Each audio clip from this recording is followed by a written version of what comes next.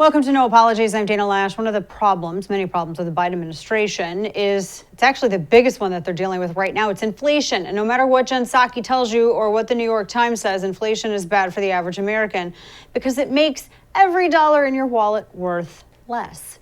And it does this because the price of everything simply rises way too fast. We now have the highest inflation rate in 40 years, and Americans are finally taking notice. And they see that they're getting poorer. Things are more expensive. They're connecting the dots. They see that the party of endless lockdowns and onerous regulations and the destruction of our energy independence is starting to cause some real pain for every American. It only took a year. Americans, you can't lie to people what they got in their bank account. They feel it at the pump, right? They see it with gas prices up 40% just 1 year. And they're feeling it with things like the cost of meat. Beef is up 20% over the last year. Chicken's increased by almost 8%, pork up 14%. These are major price spikes that take a real toll on everyday Americans. And like I said, people are noticing that all this started right about the time that Joe Biden became president and started pushing forth his economic policies. And again, it's becoming a huge problem for the administration because survey after survey shows that people's number one concern, it's not the pandemic, it's the economy, it's inflation. And Biden is plummeting in the polls further. I mean, like, how much can you plummet? It's like Gandalf fighting the Balrog, and he goes into the pits of Moria. Everything can be traced back to Lord of the Rings. So what is an administration to do, right?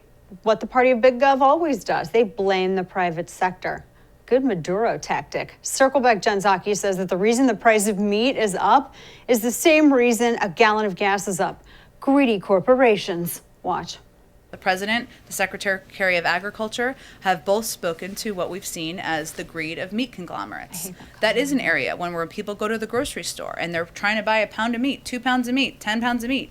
The prices are higher. That is, in his view, and the view of our Secretary of Agriculture, because of, you could call it corporate greed, sure. You could call it jacking up prices during a pandemic.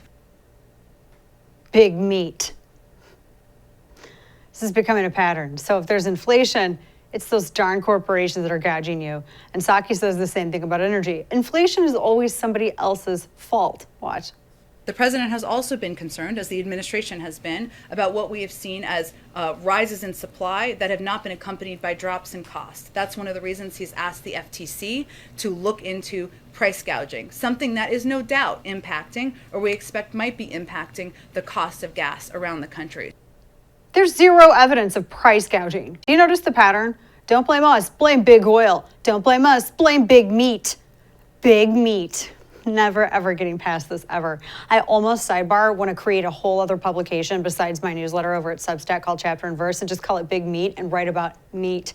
I'm not even exaggerating. Maybe I bought the domain. Maybe I didn't. Who knows? It's a Christmas treat. Are they kidding? Because the one thing that Democrats never want you to blame is the greediest, most wasteful, least productive, big thing of all, quasi-corporation of big government. Want scarcity and high prices? Just get the government involved. Want everything to suck out loud? Just bring in Uncle Sam. The more they meddle, the more pain they create for the consumer. How do they do it? Take communist Venezuela. It's all government all the time and hunting dogs, not getting medicine. Yet Venezuela, a country that is like baller rich with petroleum reserves. Still, thanks to their commie social government, they misallocate everything. Citizens are forced to literally hunt for pets for food. Inflation clocks in at quadruple digits. Uncontrollable inflation, seriously, quadruple digits. High food prices, scarcity have created a crisis. People are malnourished. In fact, they refer to their nutritional status as the Maduro diet. The Biden administration flirts with these same big government policies today as inflation and supply chain problems drive up prices and create scarcity. Like a tyrant, the administration blames the private sector producers like big meat. It's a real thing. Does the Biden administration actually expect us to believe that no oil companies, be it oil, gas, or meat, nobody was greedy until it just so happened the effects of Bidenomics began to take place? Wow. So big meat wasn't greedy until just right now.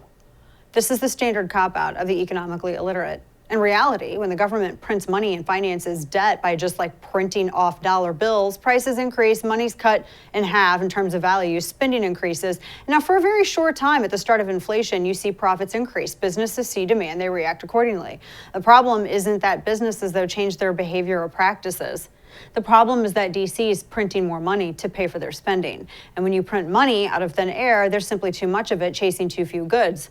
Think about it. If the government handed every American a check for $1 million, do you think prices would go up?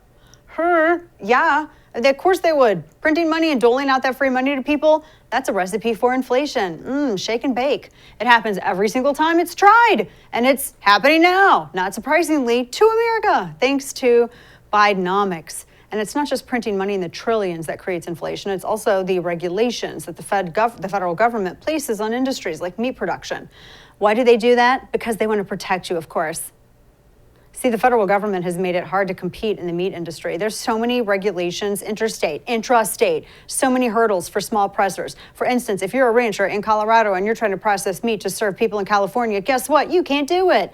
You got to go through a bunch of USDA red tape. And then even then, maybe you can, maybe you can't. It means you end up with a handful of mega meat corporations who can achieve the economies of scale to overcome all of the regulations, except 4 companies end up dominating the mass commercial processing industry. And that's one of the big problems. These big 4 processors, Cargill, Tyson Foods, Brazil's JBS SA, and National Beef Packing Company, they end up accounting for about like 70% of meat production in the United States. So if there's a problem like a fire that occurred in Tyson Food plant in Holcomb, Kansas, or disruption like COVID, it's a supply chain and inflationary disaster. Shut down any one of these 4 meat producers' plants and prices shoot through the roof. And by the way, thanks USDA and the Wholesome Meat Act of 1967 for not allowing smaller processors to be able to share some of this burden. How did the consolidation happen? That's big government. Big government is always to blame for consolidation. Like I said, the federal law called the Wholesome Meat Act, Congress passed it in 1967. It requires all commercially available beef, pork, etc. to be slaughtered and processed in either USDA-inspected facilities or in states' facilities that enforce processes equal to federal rules. So what it means is that the federal government sets standards for states. States can't actually set their own standards. If a local rancher, like I said, wants to sell 100 pounds of ground beef to a local food co-op, they got to follow the same rules as a giant producer that slaughters trillions of hogs or trillions of heads of cattle every day and then ship their meat to states across the country. So that local rancher, if they wanted to sell meat through commercial channels, they usually have to bear the expense of sending their livestock hundreds of miles away, even out of state to be slaughtered, which is ridiculous and expensive. And that means there's less meat available for sale, thus driving up prices. I mean, the solution to this problem is return to states the power to regulate their own meat processing and sales within their borders, like getting the federal government out of the meat business and return that oversight to each state. And they can tailor their laws to local ranchers and slaughterhouses, which all create efficiencies, lower prices for Americans. By the way, a number of congressmen, I think it's led by Thomas Massie, we've talked to him about it, the Prime Act. Look it up. The truth is, federal government regulations have driven up this price of meat. They consolidate everything, they make it subject it to systematic failure. There's another way, though, that the administration has caused the price of meat to rise. They increase the cost of energy. You have to have energy for everything, including meat. You have to have the energy to create the fertilizer, to grow the grain, to feed the cows. You need lots of energy to run a meat packing plant. And guess what the big 4 meat producers do when their energy costs go up? Oh my goodness, they turn that cost over to you because they're in the business to make a profit, not to give everyone free meat. Do you work for free? Why should they? And if they don't, they'll be out of business and fast. So why are these meat producers, their energy costs rising? Because of the purposeful and intentional crushing of our fossil fuel industry by this administration. This explains part of the surge of energy prices. Biden killed Keystone Pipeline, the XL pipeline, adding more to the world market, increasing our productivity and our output. He's killed exploring and drilling on federal lands. There are more regulations just for privately owned land and production and extraction on that. We were energy independent with tons of cheap natural gas just a year ago under Trump. Now we're not even the world leaders anymore. And we've had to bend a knee to the Saudis, and we've had to ask the UAE if they would be able to, if the Saudis, if they would be willing to put some more barrels on the market, and then they responded by jacking up the price per barrel. When you have trillions of printed dollars chasing less energy, the prices of everything go up, including meat. See, big meat isn't the problem. Big government is, and also the economic illiterates that excuse it. And these stupid regulations on meat packing, that's also the problem. Higher energy costs directly caused by this administration is a problem. Labor shortages created by an administration that pays people to stay home, that's a problem. Blaming greed is an easy Maduro-esque excuse for an administration full of people who have never run a business ever in their ever-loving lives. They have zero experience with agriculture. They think going back to nature means parking their Prius in a parking lot, getting out with their hand-woven hemp bag, and skipping into whole paychecks so that they can overpay for organic groceries. In any case, so-called big meat isn't taking this line down either. Good on you, meat. Go meat. Back in September, in a letter to the U.S. Department of Agriculture Secretary Thomas Vilsack, the North American Meat Institute said surging prices were a result of nationwide labor shortage, not necessarily the consolidation of the meat industry. Anna Potts of the North American Meat Institute, because there is one, added this, quote, "The administration cannot ignore the fundamental principles of supply and demand Americans are experiencing firsthand, what the secretary refuses to acknowledge. The effects of COVID and lack of labor are hurting consumers, and nothing proposed by the Secretary of Agriculture on the structure of the meat and poultry industry will help families struggling to pay for groceries," end quote. She also added that the, quote, "pandemic seems to be the vehicle spawning new bad ideas and resurrecting other bad ideas, seemingly without recognizing economic realities and unintended consequences. Indeed, none of the proposals advanced at the press briefing will alleviate the consumer price increases the admin seeks to address," end quote. Indeed. Accusing the meat industry of gouging consumers doesn't lower prices because they're not gouging consumers. There's no proof, and they just go on and say this willy-nilly on national television, which is insane. It's because big meat isn't the problem, right? There's no no cabal of meatballs, cabal of meatballs that gather in some secretive boardroom led by Meatwad of Aqua Teen Hunger Force, and they try to determine, how they're going to best screw the American public. That doesn't happen. The meatheads are the bloated, wasteful government spenders. The administration can try to pass the inflation buck, but in the end, Biden and his sinking polls confirm this. The buck stops with him. He doesn't know where it is, but it still stops with him nonetheless. The administration should change their policies and direction, but they won't, because it's too easy to blame big oil and big meat and big everything else except for big government. And it's proof that they intend to stay the course. And if they continue down this path, we will have a true hyperinflationary crisis, not unlike what's played out in Venezuela. And don't think that it can't happen here. While this inflation may not be transitory, as they'd like for us to believe, let's just hope that this administration is. 2022 can't get here fast enough. So coming up, wait until you hear the story of kids who were manipulated with hamburgers. I mean, who doesn't love a good hamburger, for real? To get the vaccine behind their parents' back. That mother, Jana Townsley, joins me next with this infuriating story. You have homeowners insurance for a good reason, because without it, a fire, flood, or burglary could destroy you financially. But there's another major crime your homeowner's policy doesn't cover. It's home title fraud. Law enforcement calls it one of the fastest growing crimes that can ruin you financially. You need home title lock. Title fraud happens when a criminal can forge your signature on documents stating that you sold your home to them. They can take out loans against your home, leave you with the payments. You'll spend a ton in legal fees trying to prove you didn't commit fraud. Home title lock puts a barrier around your home's title, and the instant they detect anyone trying to forge their way under your home's title, they help shut it down. Visit HometitleLock.com, register your address to see if you could potentially be a victim, and enter code RADIO for 30 free days of protection.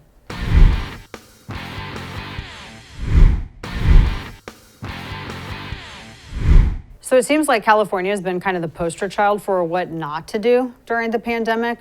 You have the LAUSD school district that had originally mandated a January 10th vaccination deadline for all students age 12 and up, and it was officially pushed back to the fall of 2022 yesterday. But if kids don't get the jab, or even if they have a legal exemption, they're going to be forced back into online learning. One mother is speaking out after her kids were manipulated with free hamburgers in exchange for taking the jab without parental consent. That's insane. That mother, Jana Townsley, joins me now to break it all down. Jana, thank you so much for being here. And tell me about this, because as I understand it, at the kids' school, they had a hamburger truck. Who doesn't love hamburgers? But it does seem a little bit Hansel and Gretel kind of like. You have the hamburger truck there. The kids want a hamburger. It's really, really manipulative to do this to kids, especially when the school realizes that not all parents, for different reasons, some health, some other religious exemptions, may not be on board with this. Tell us what happened in your situation. Hi, Dana. Yes, absolutely. I felt completely blindsided because, by the way, I have told the school, the principal, the staff, by email and in person. I've told them several times that I don't wish to participate. I want them to leave my kids alone. I don't want them to pass any material regarding this. We are opting out. And they unfortunately felt the pressure by the school and the bullying and the bribing, and were forced to, make bad choices. Oh, and from what I understand, kids had been doing remote learning or online learning for a year and a half before then? Yes, it was most of 2020. Yes. And, that was one of the reasons they felt like their life is going to end and they're going to be kicked off the campus, forced into a lockdown learning, which is on their computer, not even with a teacher, just literally on their own. Oh, wow. Then not even in any guided learning. As I understand it, you have a 13-year-old and a 12-year-old. That age to be going through this and to be dealing with learning at home, that is such a crucial time of development for kids socially, academically, and they're kind of navigating this all on their own. So you can really understand, for people who are looking outside into your situation, they can really see like how easy it is to, yeah, of course I'll take a burger. They're probably more interested in not having to do online learning and they want to get back to living life normally. Definitely. They mostly didn't want to be stuck at home again, to not socialize with their friends. This is their life. They're 12 and 13. They want to socialize, go to school and hang out with their friends. And again, unfortunately, they literally felt like they had no choice. They told me so. That's why they did it. Because depression, because, not being around their friends. And then also the peer pressure. Yeah, the peer pressure, and that's the other thing. It seems like the peer pressure is being encouraged. We've been reading about some school districts where the classroom peer pressure is almost sort of encouraged by school districts as a awareness campaign, I guess, for the vaccine. Did they? So your children, they came and just told you, just flat out, Mom, this is what happened at school. There was a burger truck, and we decided to do this because apparently there was a consent form involved. Tell me a little bit about this. Yeah, they didn't tell me. It kind of. Yeah, so it was they actually forged the signature of my ex-husband on the consent form, which didn't even, make its way to me. They then submitted it in classroom and somehow then showed it to the clinic at the schoolyard before they got the burger, and nobody double checked. I even told the principal, I emailed him right after when I found out, asking for the copies, and he didn't even have them. He didn't even have copies of the consent forms. Nobody double checked signature. It was mind blowing. Definitely, horrifying that my kids are supposed to be safe or at least not harmed while in their care, and here they are getting without a parental consent. And hopefully there were any kind of reactions or anything that we sometimes read about with, certain, and they write about them being rare, but hopefully there wasn't anything like that with the case of your children. There wasn't, thankfully. I mean, that was, one of my major concerns why I didn't want to do it, besides the fact that there's not enough data yet. It's still under the emergency use. I mean, my kids, I have all the other vaccines when they were little. It's not that I'm anti, it's really just this specific one and how they're going about it and how they're forcing people, and especially little kids, bullying. And to your point before, where every morning in the morning announcements, they would just keep repeating this to the children. You have to do this or you will be forced into online learning. So every morning they had different children have this speech on a speakerphone to the same message every morning. Wow. Yeah. And I can imagine, Jana, I can imagine too that it's so frustrating if you raise a question up about just this one specific virus-related vaccine, because we're not anti-vax. Like you just said, you're not anti-vax. Your kids have their other vaccines. My kids have their other ones. I've had them. You've had them. We're not anti-vax. There are a lot of questions related to this specific vaccine because there's no long-term data. We're simply asking questions in the interest of science, our own health, because that's how much we value it. What does it feel like to you when you're labeled as being something that you're not, simply because you have a question about it? I mean, it's people like to label people, especially nowadays, whatever it is. I don't personally care, just because I know that's not what I am. I am, like I said, it's specifically this one that has been an issue because it came about so fast. There really, like you said, there's no long-term data on it. And, we don't know enough, and we know enough of injuries that occurred in young kids. Well, I'm glad that your kids are okay, and hopefully it's everything is sorted out now. But that is, I have to say, and I probably shouldn't, the ingenuity, they went to forge a signature on a consent form to get a burger. I mean, they're thinking outside the box a little bit. So I just had to point that out. Jana Townsley, thank you so much for joining us. Now, but yeah, it was quite Oh, at the time you weren't laughing. No, I wasn't laughing. But yeah, I mean, they came together, they made a plan. And, unfortunately, again, I blame the school. I blame the neglect of them and forcing my kids, into bad behavior. Unfortunately, they're good kids. Otherwise, they don't really lie to me. Well, they are. They're good kids, and they've had a hard year, and you see that as well. Jana, thank you so much for telling us about this and sharing your story. We appreciate it.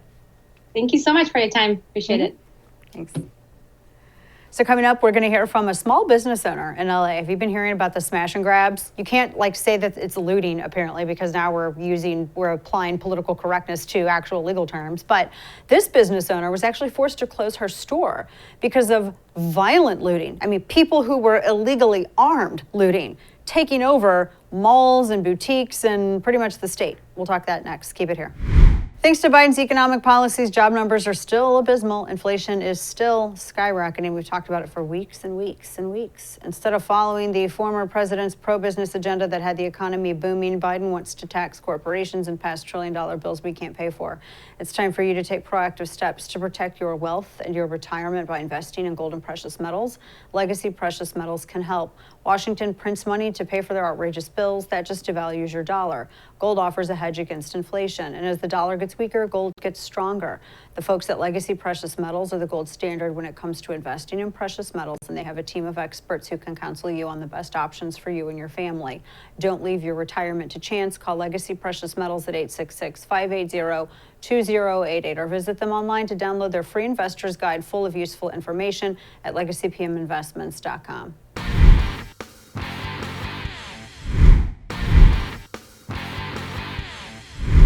The crime wave in California has created a really dangerous situation for business owners who have just gone through an already really tough time with lockdowns. Many are scared to even stay open anymore in fear of being the next victim of these smash and grab incidents where there are no consequences for the criminals, but plenty of lasting effects for the business owner. One such business owner, Elle Mambetov, owner of the boutique, which it looks amazing. I looked at the pictures of it. Elle Bizou knows this firsthand. Now, Ms. Mambetov had a location in the Beverly Center in Los Angeles, and she's now closed her store. She had to close her store because it was too dangerous for her to stay in business. Elle Mambetov joins me now to give us some insight into the gravity of this situation for small business owners. Elle, thank you so much for joining us, and I adore your wallpaper, by the way. But first off, I mean, I looked at your store. I saw photos of your store online. You had a gorgeous boutique, and you cannot keep it open anymore. Tell us what has been happening to you over these past several months. When I first opened at the Beverly Center, it was important for me, I thought, to be in a place where I had good co-tenants. We were next to Tiffany's, across from Versace. And of course, I have brands from all around the world where you find in Harrods, Harvey Nichols, and some of the best other retailers in the world. So our price points are quite high. And I started to discover that really there was really just no security there. There were a lot of grab and goes on the luxury side, on the 7th floor, on the 6th floor. And us being right next to the escalator, it really left us just completely open for someone to just come into the store, run down the escalator, and kind of escape, if you will. And it became a difficult situation as well. For example, the access we as retailers have to the store, they're just hallway and the back doors automatically open when you even walk near them. So it's easy access for anyone to literally just go in. And if you happen to have your back door unlocked, if one of your employees forgot, it's easy access for anyone to walk into your store, walk into the back room and steal whatever they want and walk right out. Oh, goodness. And I don't think many people realize just how it's impossible to recover anything that has been stolen. In many instances, it's impossible to even identify. Everybody's got, hoods, faces covered, gloves on. You can't tell the age, sex, nothing. I mean, you can barely even tell the height in some of these because everybody moves so quickly. Absolutely. And I mean, even, if someone is wearing a hat, There's now the mask mandate, of course. Once you've got the mask here, you've got the hat there. I mean, you're trying to identify someone with the eyes, and there is no profile kind of that we can kind of follow. We had an incident where the celebrity stylist of people like Brandy Norwood has disappeared with a $50,000 ring. So it's this level of desperation that is unfathomable at this point. And when we're trying to deal with the police for these issues, even getting a police report done is often difficult. We had to speak to 3 different officers. We were told at first, file online. I'm like, it's a $50,000 ring. How can I go file online? So it's just really difficult as a retailer. And incredibly difficult. And that you mentioned the security as well, because I was reading your account and others of some other business owners, and they were saying that in many instances, the security that the facility like the Beverly Center or whoever owns the premises, the security that's hired, they don't really necessarily want to engage, because they don't, a lot of people are legally armed, they have knives, and they just do not want to risk it, because in some instances, these security guards, they just maybe have a taser.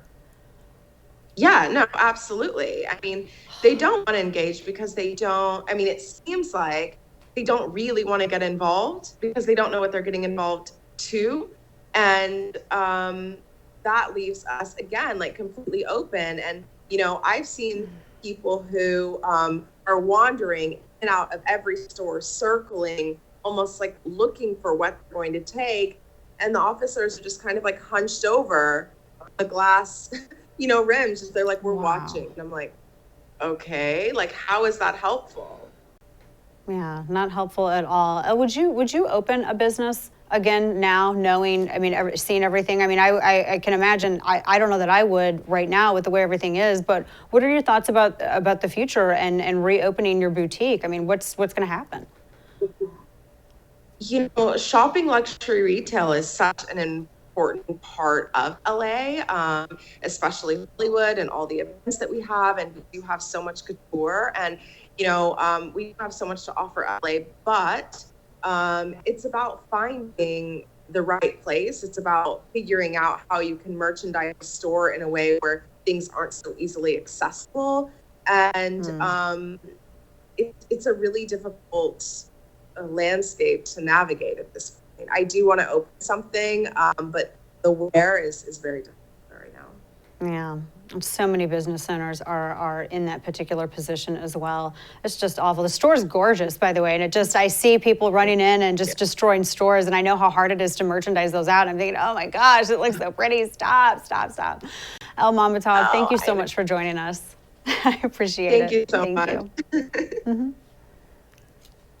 So coming up a little earlier on my radio program, I was joined by Dr. Tess Lawire, and she is a well-known doctor from the UK. She has studied quite a bit, a number of diseases, particularly studying ivermectin. And she joins to discuss a pretty shocking conversation, which we had exclusive audio and video of a conversation between her and Dr. Andrew Hill, a virologist who works with the World Health Organization. He had reversed his position on ivermectin, and it was related to who was funding a study.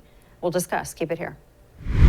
Black Rifle Coffee Company is a veteran-owned coffee company serving premium coffee to people who love America. Veteran CEO and founder Evan Hafer spent over 7 years on the ground overseas with U.S. Special Forces and as a CIA contractor. Evan even modified his gun trucks while he was in Iraq so he could grind coffee anywhere he went. Every morning overseas, Evan would cheers his coffee with his team leader before heading out on patrols. Great coffee has a great way of grounding people no matter where we are, and Evan was able to experience that perfect morning every morning, whether he was in Kabul or Seattle or anywhere in between. So make someone's holiday better and give the gift of Black Rifle Coffee. Visit blackriflecoffee.com/DanaTV and check out the freshest coffee in America. Their team made your holiday shopping easy with personalized bundles and gift cards and more to make your holidays better. blackriflecoffee.com/DanaTV gets you 20% off of their coffee, their apparel, and their gear, plus 20% off your first month of the Coffee Club.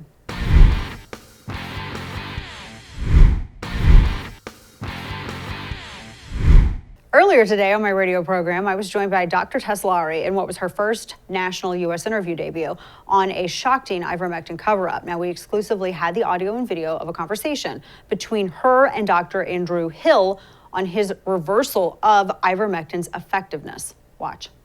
You realize the impact of your work. So how long are you going to let people carry on dying unnecessarily? Up to you. What is the timeline that you've allowed for this then?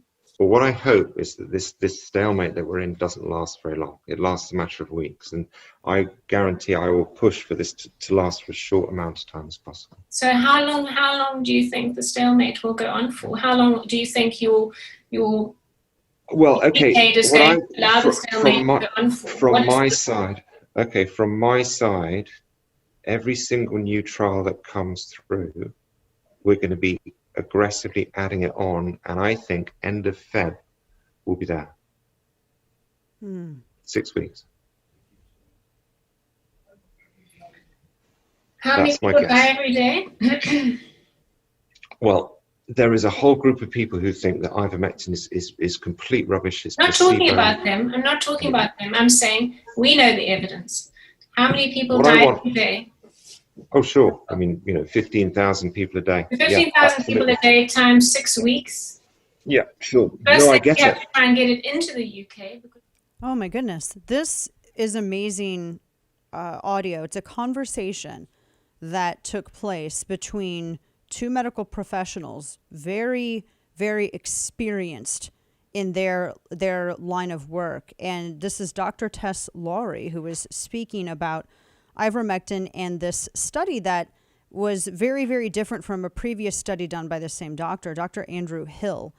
And there was a write-up over at worldtribune.com. I want to make sure I give proper attribution. And it's stunning because this virologist, and that's Dr. Hill, was acknowledging in this Zoom call that his study actually could be, you could say that could be culpable in the deaths of quite a good many people, because he had reversed, using the exact same information as I understand, his previous conclusion on the effectiveness of ivermectin. And this has been a huge discussion worldwide. Welcome back to the show. I'm Dana Lash, danalash.com.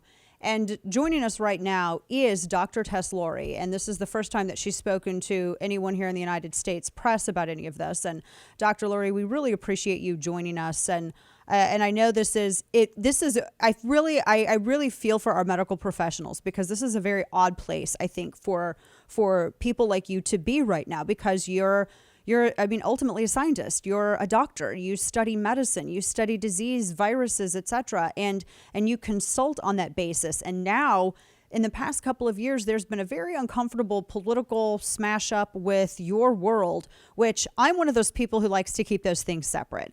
I do not like to politicize my medicine. I do not like to politicize any of that, because there's a time to be political and there's a time to be science-based, because we are talking about the lives of many, many people.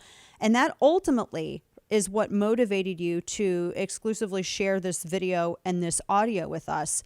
And I feel for you as well, because this is someone who, as I understand, was a friend, contemporary of yours. Tell me a little bit about this. First off, welcome to the program. What sparked this conversation, and tell us a little bit about this conversation, and we'll go from there. Thanks very much, Dana, and hello to your audience. Well, I'll just tell you a little bit about myself. I am a medical doctor and a researcher, and I have a medical consultancy called the Evidence-Based Medicine Consultancy Limited, and I would work as an external consultant to the World Health Organization in that company, and have done for many, many years. But the work that I did on ivermectin, I did during my winter holiday last year. So it's almost a year to date that I did the work, and I did it for free, and I did it because I could see, I saw Pierre Corey's testimony about ivermectin, and I thought, well, if it works, I know they need a systematic review. Dr. Corey's review was slightly different. So I did the work, and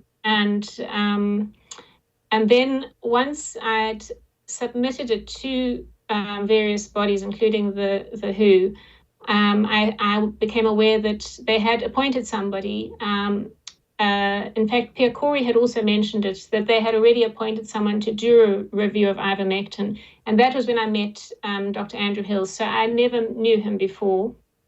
But he certainly seemed to be on the same wavelength than me in terms of ivermectin's effectiveness for COVID. And so we had some communications, and we agreed that a Cochrane systematic review. Now, a Cochrane review is a particular type of review. It's generally considered to be fairly high quality because it follows certain methods. You know, it's a systematic way of doing things. And so we agreed to do a review together, along with a bunch of other really talented and experienced authors, researchers, reviewers. And so on the 14th of January, we registered that. We sent the protocol, we submitted the protocol to Cochrane, and on the 17th, I read his review, and I was shocked. And I emailed him, I said, this is going to cause immeasurable harm, please can you retract it?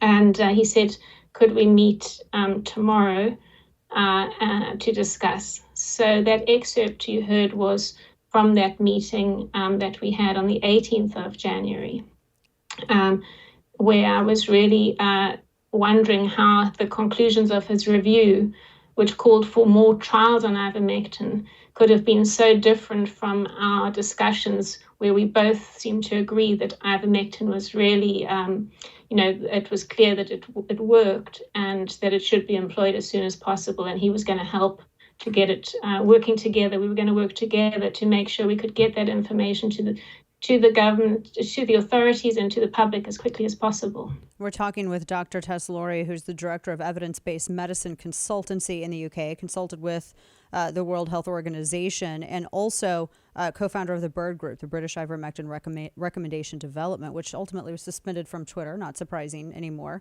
And she's telling us about her conversation with Dr. Andrew Hill, this virologist, who seemed to reverse his position in a subsequent study on the effectiveness of ivermectin to treat these symptoms. And you had asked him why that is, and I was looking at the transcript of the conversation. And tell me a little bit about because you said, whose conclusions are those on the review that you've done, and you were asking him about the people that were essentially financing the second study that he did and whether or not that had an impact on his reversal. Tell us a little bit about this, because he seemed to indicate that it did. Yes, in the course of the meeting, he said that his conclusions were influenced by his sponsor. And the importance of this, in my opinion, is that his findings showed a 75% reduction in deaths if you got ivermectin or not.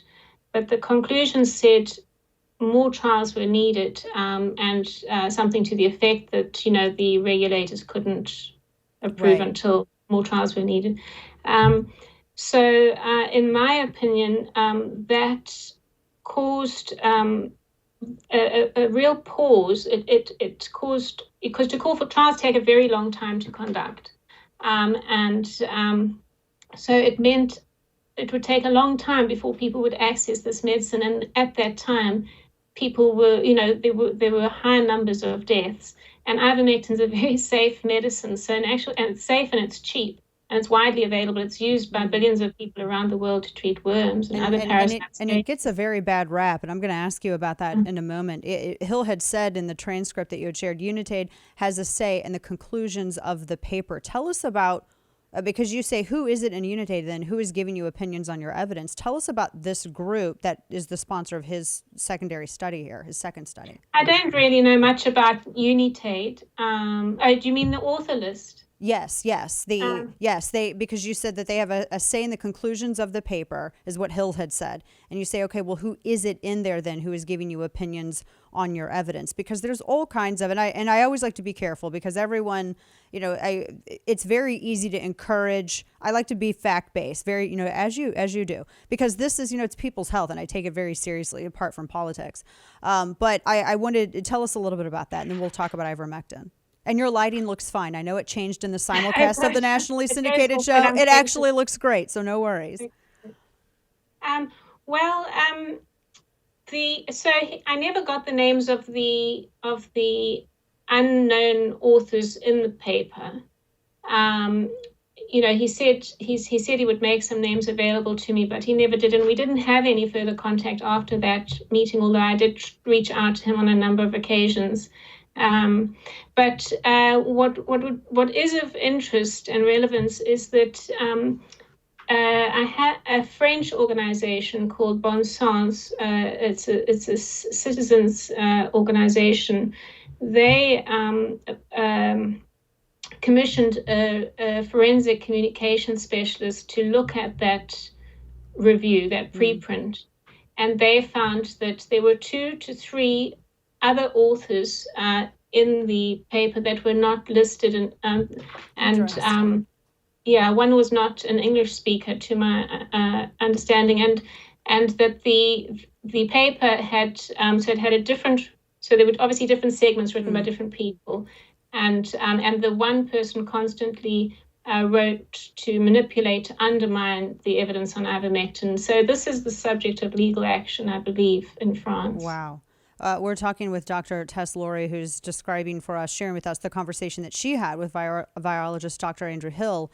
And I mean, basically to sum it up, and I have so many things I would love to ask you, Dr. Lawire.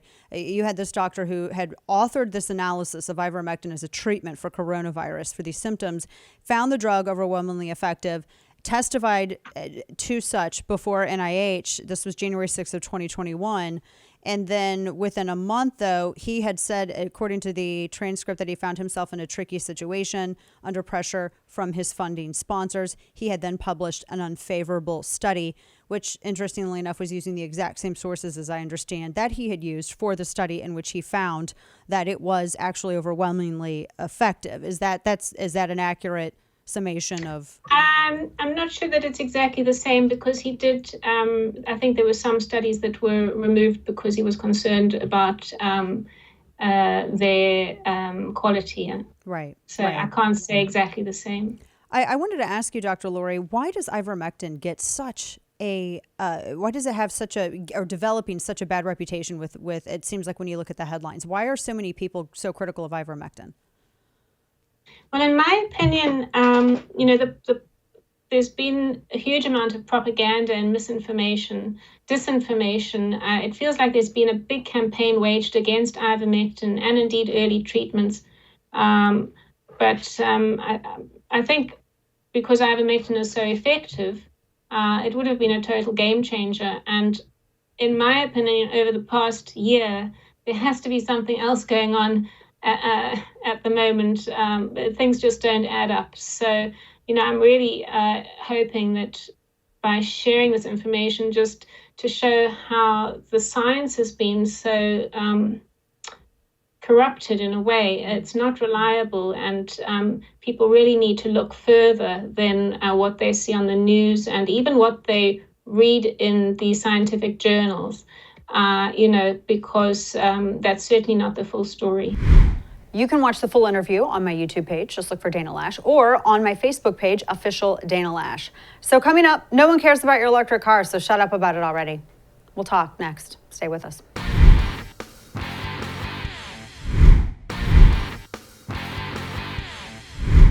Okay, and now for some rich people BS. After I saw this tweet, I had to speak up. I just want to say it. Nobody cares. Newsflash. Nobody cares if you drive an electric car. No one, literally no one cares. Nobody. Just stop acting like you're making some great sacrifice for the planet because you outsource your pollution and labor to China, who couldn't give a rat's ass about your virtue signaling fetish. If you want to buy an electric vehicle because you like the tech, fine, do it. Because you like Elon Musk, fine, do it. And by the way, if anybody breaks this EV elemental dependency on China, my money's on him. Or if you just think that, electric vehicles are cool, by all means, do it. Buy your car. Nobody cares. I don't dislike electric vehicles, but I do think some of them, I actually think some of them are cool. I'm actually not even against owning one myself. What I do care about and what kills my soul is when people choose to use them as this phallus measuring contest of how much more they love the planet than you do. I guess I'll never love the planet so much that I'll pay the CCP for some of the rare earth elements on which they hold a monopoly, that they strip mine from the planet with zero labor or environmental protections. High fives. The results are jarring. In mineral-rich regions of China, poisoned water and soil, they have caused abnormal disease rates, and they actually have cancer villages. Cancer villages, so you can drive your car from which impoverished residents cannot afford to move. Crops and animals, they kick the bucket around some crusty lake of radioactive black sludge formed from mining waste. There's one major mining site in Inner Mongolia that you can actually go and see this big sludge lake. It's so large, it's actually visible by satellite. So, you know, but hey, you get to drive your Prius and pretend that you love the world more. Yeah. I guess I'll never love the planet so much that I'll pretend that the power from my electric vehicle wasn't produced in a coal-powered plant. By the way, sidebar, that's who Santa really loves. When he gives coal to you, bad kids, you're not bad. You got coal. That's valuable. Sorry, parents. Who cares, by the way, about excessive amounts of ammonia and nitrogen compounds in water and the poor families eating toxic, polluted food that makes them live in their cancer village? Again, cancer village, it sounds crazy. But you can feel good, though, about yourself when you park your Prius in that Whole Foods lot and you go inside, right, to purchase your questionably organic, overpriced groceries, and you can wear your handmade hemp dress and your handmade hemp woven sandals to go do it. Oh my gosh, thanks. As a substitute for going to the gym. By the way, just because you shop at Whole Foods, it doesn't make you skinnier. Eating organic doesn't make you skinnier. Just like Forever 21 isn't literal, so is that.